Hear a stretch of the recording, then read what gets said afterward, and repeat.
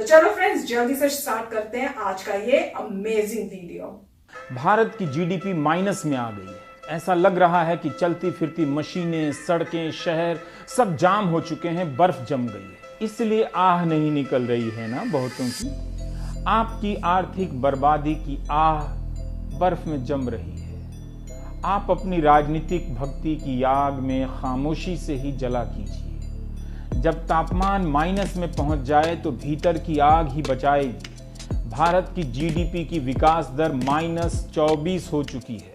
भारत के manufacturing sector की विकास दर -39 हो चुकी है। यह वो सेक्टर था जिसे मेक इन इंडिया का झंडा बुलंद करना था। आइए हम सब मिलकर नेहरू को जिम्मेदार ठहराते हैं। फ्लैशबैक में जाकर देखिए, कोरोना से पहले जीडीपी का क्या हाल था। जनवरी से मार्च 2020 की तिमाही में जीडीपी 3.1% हो गई। तालाबंदी से पहले ही भारत की जीडीपी 3.1% पर आ चुकी थी। इसलिए जब वित्त मंत्री अगस्त 2020 की बैठक में कहती हैं कि महामारी एक्ट ऑफ गॉड है, तो इसे फ्लैशबैक में जाकर देखने की जरूरत है। करीब 2 महीने तक लाखों मजदूर सड़क पर पैदल चलते रहे। उन्हें किस गॉड के फैसले ने ऐसा करने के लिए मजबूर किया? कई मजदूर रास्ते में मर गए। आप भूल गए होंगे उन 16 मजदूरों को जो थक कर रेल की पटरी पर सो गए थे और कटकर मर गए। शहर के शहर अचानक खाली होने लगे। किसी को पता नहीं था कि ऐसा फैसला आने वाला है। सबको तालाबंदी का फैसला थमा दिया। क्या वो एक्ट ऑफ गॉड था? क्या सरकार चलाना एक्ट ऑफ गॉड है? तो फिर act of PM, act of finance minister क्या है?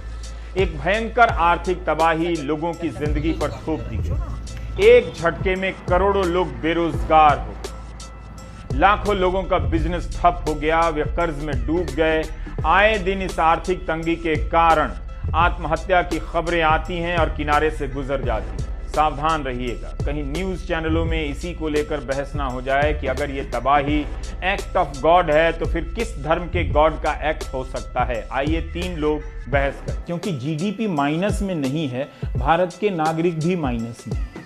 उनकी चेतना पर बर्फ जम गई है। तभी तो चैनलों के जरिए एंकर आपके खून में उबाल पैदा कर रहे हैं। आइए भारत के मुख्य आर्थिक सलाहकार केवी सुब्रमण्यन के बयानों में आए क्रमिक परिवर्तन पर दृष्टिपात करें, यानी हिंदी में देखें।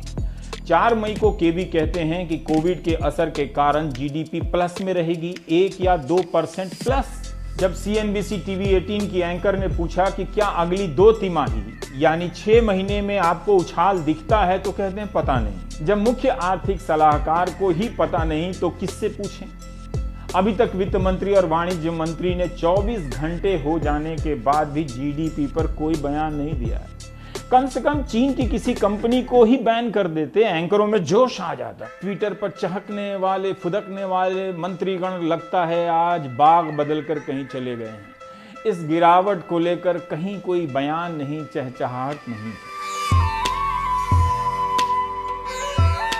यहां भी कोलाहल नहीं। इस तस्वीर की तिथि पहले नोट कर लें जजमान। शक संवत 1942, भाद्रपद शुक्ल पंचमी, रविवार, विक्रम संवत 2077। क्रिस्तानी कैलेंडर के अनुसार 23 अगस्त। क्या शांत मन से राष्ट्र कर्म में संलिप्त प्रधानमंत्री 31 अगस्त को आने वाली जीडीपी में ऐतिहासिक गिरावट से किंचित चिंतित होंगे? कम से कम इन तस्वीरों से तो ऐसा नहीं लगता है। प्रधानमंत्री ने आर्थिक तबाही को छोड़ संभावनाओं की लगातार बातें करते जा रहे। कह रहे हैं कि खिलौना बनाइए, कुत्ता पालिए। जब करोड़ों लोग बेरोजगार हो रहे हैं, खाने के लिए पैसे ना हो, तो उन्हें देसी कुत्ता पालने का यह सुझाव वाकई मानवता से प्रेरित है। तालाबंदी के ऐलान के भाषण की बड़ी चर्चा हुई थी उस वक्त मार्च में। कई पत्रकारों ने लिखा, तुरंत ट्वीट किया, भाषण समझे बिना। संवाद करने की ऐसी शैली होनी चाहिए। प्रचार हुआ कि प्रधानमंत्री में विषम परिस्थितियों में कड़े निर्णय लेने की क्षमता है, जबकि उस वक्त तक विषम परिस्थिति तो आई ही नहीं।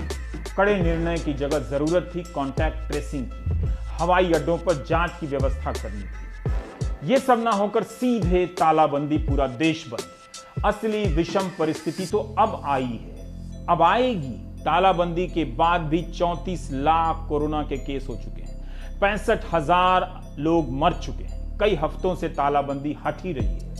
अर्थव्यवस्था तबाह हो चुकी है। कड़े निर्णय लेने का स्कोप ही अब कम है। नोटबंदी और तालाबंदी विषम परिस्थितियों में लिया गया कड़ा निर्णय नहीं था, बल्कि ऐसे फैसलों के कारण लिए गए तथाकथित कड़े निर्णय से आज विषम परिस्थितियां पैदा हो गई। मैं अपनी बात को हल्का नहीं करना चाहता कि वित्त राज्य मंत्री अनुराग ठाकुर ने 17 मार्च को कहा था कि कोविड-19 का भारत की अर्थव्यवस्था पर कोई असर नहीं पड़ेगा। मुझे नागरिकों की गंभीरता पर पूरा यकीन है। जब जनता के विवेक की निगाहों से कोई काजल चुरा लेता है, तब रात भी दिन की तरह दिखाई देती है। आप सभी अच्छे लोग थे, आपको न्यूज़ चैनल ने खराब कर दिया। आप अपनी चिंता कीजिए, बस इतना कीजिए कि खुद से और अपने माता पिता से एक सवाल पूछिएगा। अगर हम करें तो करें क्या, बोले तो बोले क्या। वाह मोदी जी, वाह वाह वाह वाह भाई वाह। लोगों को बेवकूफ बनाने की कोशिश। हाँ, होश में आइए थोड़ा। होश में नहीं आएंगे तो ले आऊंगा मैं आपको होश में। उठिए यहां से।